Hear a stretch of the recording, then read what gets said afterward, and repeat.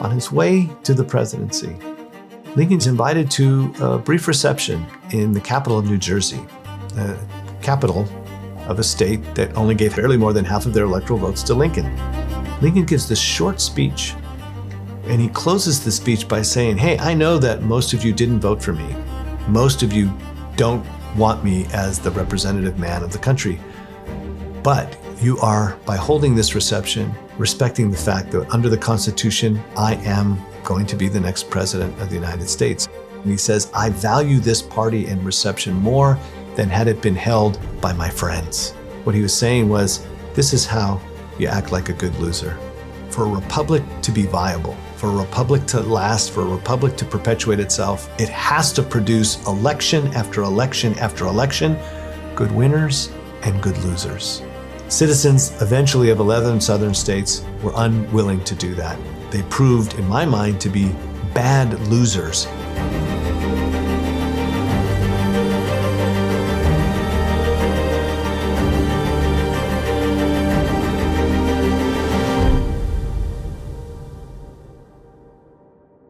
Lincoln goes into his presidency in March of 1861 very naively believing that he can still compromise with the South. In his first inaugural address on March 4th, 1861, he pleads with white Southerners not to go to war. He makes concessions to them on the slavery issue.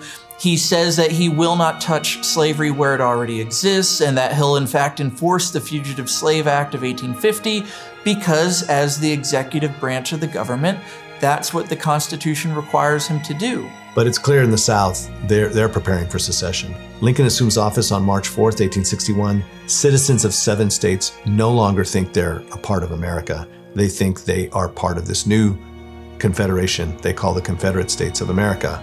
4 states will join them after the firing on Fort Sumter, and Lincoln calls out the militia on April 15th. Lincoln enters the presidency and immediately is immersed into a civil war where the Constitution does not have the tools to fight.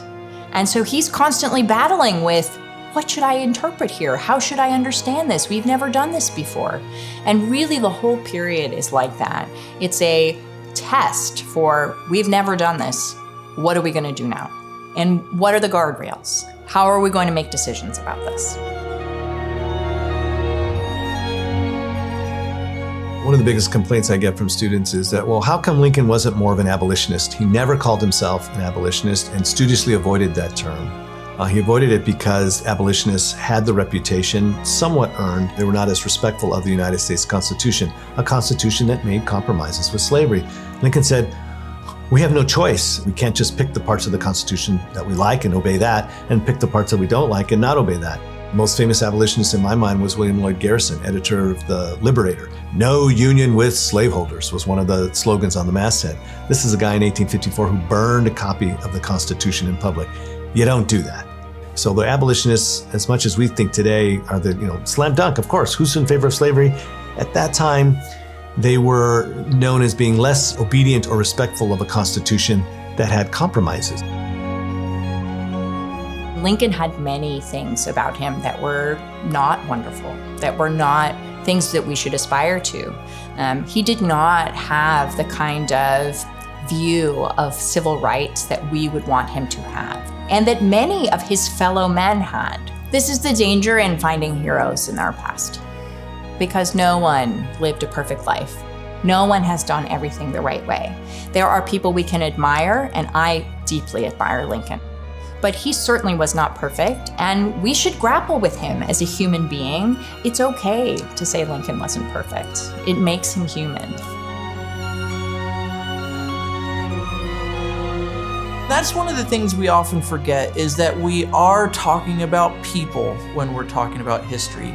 Too often we think of Abraham Lincoln as this larger-than-life statue in Washington, D.C., this icon who's almost untouchable.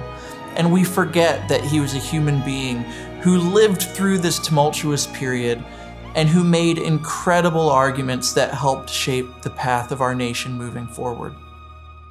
One of the great lessons is, what does it mean to be a self-governing people?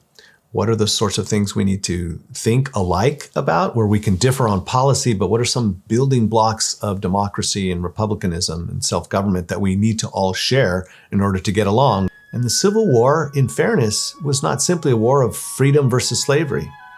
It was a war between rival understandings and interpretations of the Constitution. Southerners, in particular, white Southern slaveholders, believed that the Constitution owed them, that justice meant they could take slaves into free territory. And they could look at the Dred Scott opinion as proof of that. They could look at the Fugitive Slave Act as proof of that. Northerners believed that, yeah, there was some responsibility that they had to return fugitive slaves to their legal owners, but that as a nation, we needed to remain committed to eventually eradicating slavery from the country, to be truly a republic and not a slaveholding republic. I see American history, United States history, as one long civil rights movement. There wasn't a time in our past where there wasn't a gap between what we profess to believe and what we actually practice. There is some progress toward freedom that is sometimes then beaten down by those who oppose. There had been some Black men who were able to vote during the Revolutionary period, and many of their rights are taken away.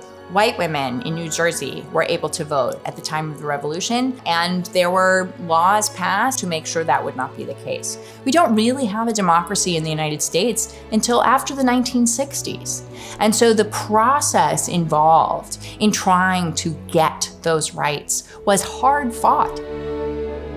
To understand those struggles and how hard fought they were gives an appreciation of what we have today, and also an understanding of how hard it is to have democracy, that it is always a fight to keep it.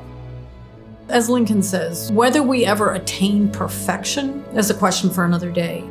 But a commitment to the Constitution and to the Declaration of Independence is a commitment to working toward freedom and equality.